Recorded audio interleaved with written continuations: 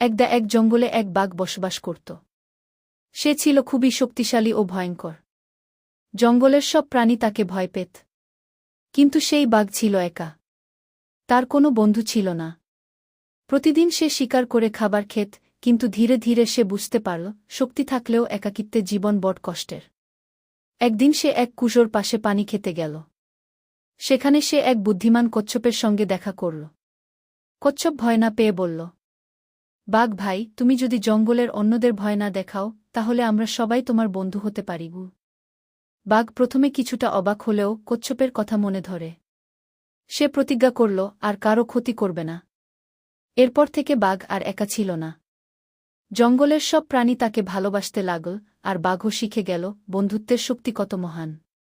নীতিশিক্ষা: শক্তি বড় জিনিস হলেও হৃদয়ের মমতা ও বন্ধুত্বই মানুষকে বা যে কোনো প্রাণীকে সত্যিকারের সুখ দেয়।